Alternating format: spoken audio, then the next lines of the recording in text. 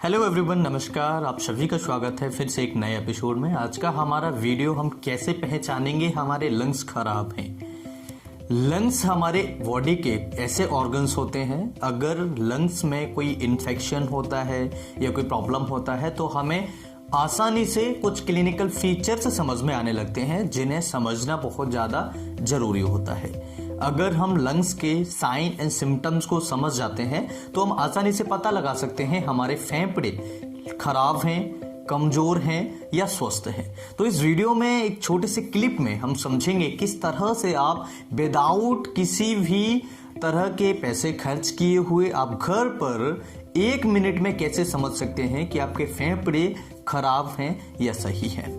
तो पैसे खर्च करने का मतलब है कि अगर आपको कोई इन्फेक्शन होता है या आपको लंग्स रिलेटेड कोई इन्फेक्शन होता है, कोई प्रॉब्लम्स होती है, तो आप दौड़ के डॉक्टर के पास चले जाते हैं या फिर आप कहीं ऐसी जगह चले जाते हैं जहां आपका पैसा खर्च हो जाता है, फिर भी आपको कोई ऐसी अच्छी जानकारी या कोई ऐसे सेटिस्फेक्शन इंफॉर्मेशन या नॉलेज नहीं मिलती है जो आप चाहते हैं।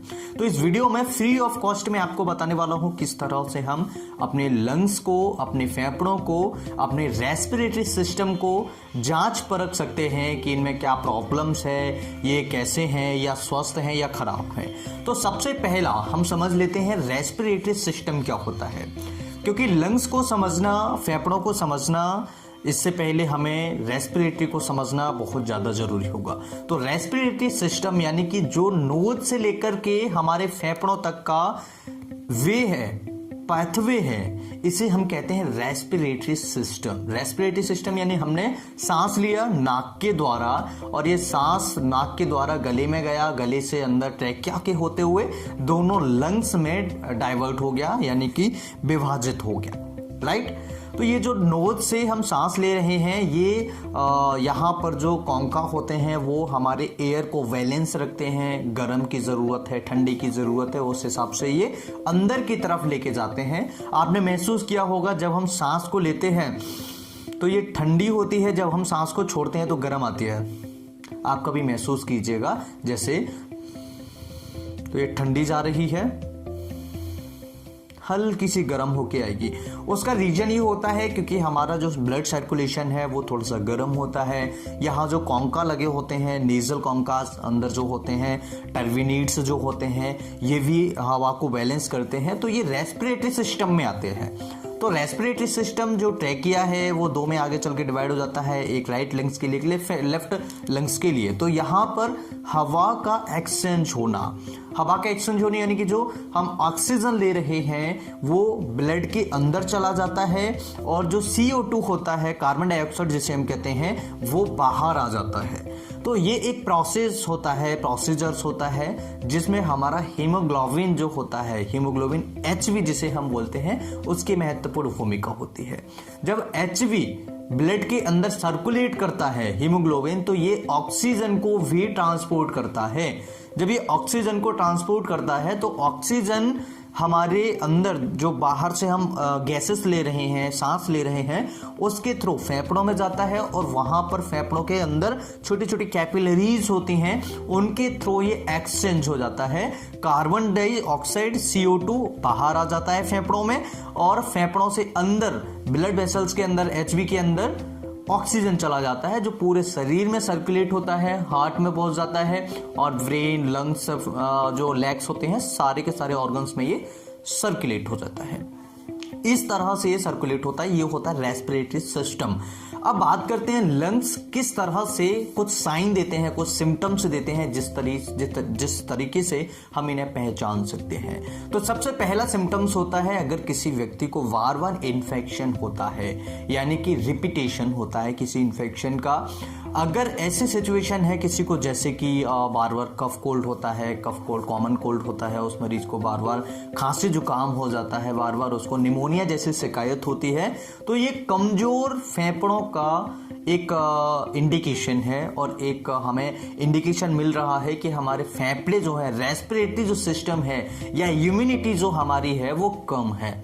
जब इम्यूनिटी कम होती है तो हमारे फेफड़े ऑलरेडी कमजोर पड़ जाते हैं, हमारे बॉडी के सारे सिस्टम जो होते हैं वो कमजोर पड़ जाते हैं और बार बार बीमार पड़ने लगते हैं। तो अगर किसी व्यक्ति को लंग्स से रिलेटेड बार बार इन्फेक्शन हो रहा है, रिपीटेशन हो रहा है, बार बार 2 महीने बाद, 6 महीने बाद, 4 महीने बाद उसको इन्फेक्शन होता है, या फिर एलर्जीज जैसी कंडीशंस होती हैं बार बार 2 महीने में, 3 महीने में, 4 महीने में, तो उस मरीज को थोड़ा सा होशियार हो जाना चाहिए और उसको लंग्स की एक्सरसाइज करना चाहिए, जिससे कि उस मरीज के लंग्स के इन्फेक्शन से उसे छुटकारा मिले और इन्फेक्शंस बार बार नहीं हो। दूसरा जो लक्षण होता है सैचुरेशन रेट का कम हो जाना। अगर किसी व्यक्ति का सैचुरेशन रेट यानी कि SpO2 लो हो जाता है तो ऐसे सिचुएशन में हमें अलर्ट हो जाना चाहिए। अगर किसी व्यक्ति का सैचुरेशन रेट जो है 99 से कम है, 98 है, 97 है, 96 है, 95 तक है तो ये नॉर्मल होता है। और अगर 95 से कम है, 94 यानी कि 94 है, 93 है, 92 है, 91 है, 90 है, तो उस मरीज को थोड़ा सा अलर्ट हो जाना चाहिए। और जिस व्यक्ति की 90 से कम सैचुरेशन आता है उस व्यक्ति को तुरंत हॉस्पिटल जाना चाहिए या डॉक्टर से इमीडिएटली सलाह लेना चाहिए, क्योंकि ये कई बीमारियों की वजह से आपको कम देखने को मिल सकती है। दूसरा, जब हमारे लंग्स जो हैं, फेफड़े जो हैं डैमेज होने लगते हैं तब ये कम होता है, या फिर आपको ब्लड से रिलेटेड कोई इन्फेक्शन होता है, ब्लड अगर कम है, हीमोग्लोबिन अगर कम है, तब भी ऐसी दिक्कत देखने को मिल सकती है। या फिर लंग्स में, फेफड़ों में कोई इन्फेक्शन है तब भी हमें सैचुरेशन रेट का कम होना मिल सकता है। तो सबसे पहला था हमारे फेफड़ों में बार बार इन्फेक्शन होना, दूसरा था सैचुरेशन का कम हो जाना। तीसरा जो मोस्ट इंपॉर्टेंट है वो होता है अगर किसी व्यक्ति को थोड़ा बहुत चलने पर ब्रीथलेसनेस होने, सांस फूलने लगे, तो उस व्यक्ति को थोड़ा सा अलर्ट हो जाना चाहिए।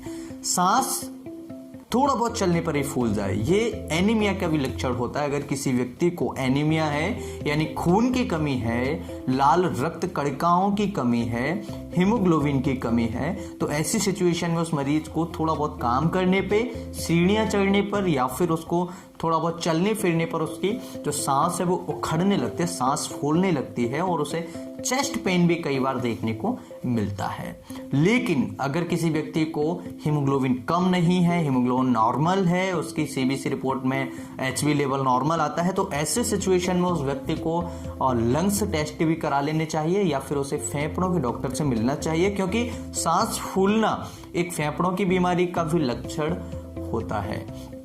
इसके अलावा जो चौथा लक्षण है बहुत ही ज़्यादा महत्वपूर्ण है। अगर किसी व्यक्ति को ट्यूबरकुलोसिस है या फिर लंग्स से रिलेटेड कोई पहले की बीमारी है, जैसे कि ट्यूबरकुलोसिस है या कैंसर है, ट्यूमर है या रेस्पिरेटरी रिलेटेड कोई इन्फेक्शन है उसको, जो कि लंबे समय तक क्रॉनिक कंडीशन में चला गया है, तो ऐसी सिचुएशन में उसको खांसी लगातार बनी रहती है या फिर उसको पानी भर जाता है फेफड़ों में, निमोथोरैक्स हो जाता है, प्लेउरल इफ्यूजन हो जाता है, तो ऐसी कंडीशन में उस मरीज को चेस्ट पेन होने लगता है, छाती में दर्द। अगर किसी मरीज को ऐसी सिचुएशन में होता है तो डॉक्टर से जरूर कंसल्ट कर लेना चाहिए, बिल्कुल भी देर ना करें, बहुत जल्दी आपको डॉक्टर से कंसल्ट करना चाहिए। सबसे पहले जो लक्षण थे हम रिपीट कर लेते हैं।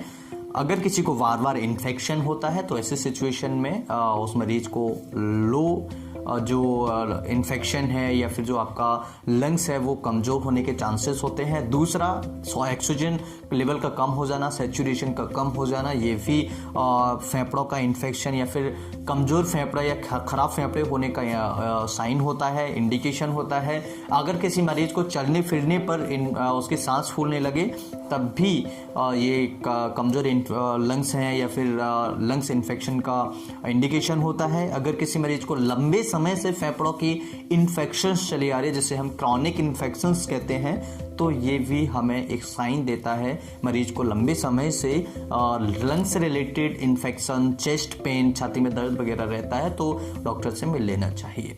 अब लंग्स को मजबूत कैसे करें, ये भी एक बहुत बड़ा टॉपिक है, एक नेक्स्ट वीडियो में हम जानेंगे। अगर ये वीडियो आपको पसंद आए तो वीडियो को लाइक करना न भूलिएगा, कुछ पूछना चाहे तो कमेंट जरूर कीजिएगा। नए चैनल की लिंक हमने डिस्क्रिप्शन में आपको दी हुई है, वीडियो के कमेंट बॉक्स में भी हम उसे पिन कर देंगे, जहां से आप नई नई वीडियोस को आप देख सकते हैं और मुझे सपोर्ट कर सकते हैं। अपना प्यार दिखाइए, उस नए चैनल को सब्सक्राइब कीजिए और इस वीडियो को लाइक शेयर जरूर कीजिए। Thank you for watching. Have a nice day.